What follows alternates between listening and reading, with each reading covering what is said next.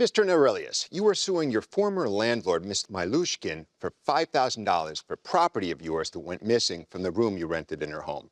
Now, you had been renting a room for 5 years in her home. You decided in February of this year that you wanted to leave. You paid for March. You figured you had the whole month of March to leave. But sometime in March, you came back to notice all your property lined up outside in garbage bags. Worse yet, you had valuable property missing. That's why you're suing her, for the value of those goods. Now, Ms. Milushkin, you claim he broke his lease. He left, and he was fully out by March 4th, and it was his roommate's things that you moved outside.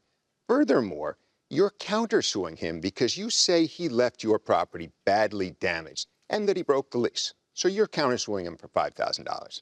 So, Mr. Norelius, why don't you start by telling us what your relationship was like with Miss Milushkin during these 5 years that you lived with her? It was totally fine for 5 years. You know, I'm a good-hearted person. I've done everything I could possibly do for the woman. I raked the leaves. I shoveled the snow. I cut her grass every summer. Patched the cement outside. Okay, who lived in the apartment, if I can ask that? A friend of mine. In 2020, when I moved in, a friend of mine lived there, and somebody else moved out, so I took that room, and we shared the apartment. And you rent a room. Now, Ms. Milushkin, is that true that he was helpful and you had a good relationship with him? Yes, we did have a very good relationship all 5 years. Now, tell us where the relationship went bad here. It seemed to me it happened when I said, you know, I had, you know, because for 3 months, the other person that lives there has been a problem. Maybe, actually, for like a year, more than a year. She's been a problem. And, What do you mean a problem? psychiatric problems, and, you know, I wanted to get into a hospital. I tried to help her get to a hospital, and nobody was helping me. Then she started using drugs or whatever she was doing. I don't want to put nobody else's problems as their problems, but it just came to a point where I left for work, and I called her on her phone. I said, I'm going to call the police and have them come there and take her. You know, she said to the police that, oh, she's fine. She's folding laundry and cleaning her room. She's not fine. You don't see her for every minute of the day. I couldn't live with it no more. So tell me what happened when you made the decision to leave. When I made the decision, when I told Angie I was leaving, she turned into another person. She was just somebody else I didn't even know. Just vicious and mean. Ms. Milushkin, let me ask you, what's your side of that? No, he let me know that a couple days before the March 1st. And he said he will never stay. And it's taken him like approximately 4 days to move out his stuff. It was March 4th. But did he pay you for March? Yes. Okay, so Yes. Shouldn't he have had the whole entire month of March to move out?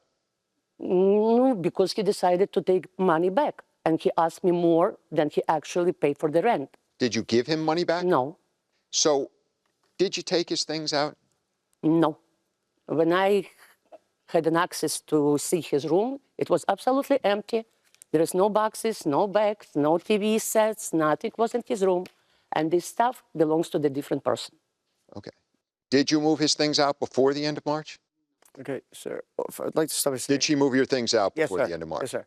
Yes, sir. How did you notice them to be moved out? She sent me a text message of the stuff on the front lawn and told me, I have a picture of it. Here's a police report. When I brought the police, I had to go back with the police, and they made her put it all back.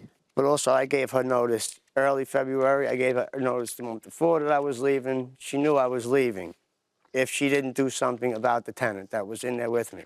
Okay. And she refused to. I'm going to pass this on to Judge Juarez. Did you say that you had text messages where she said, I put your stuff out? Yeah.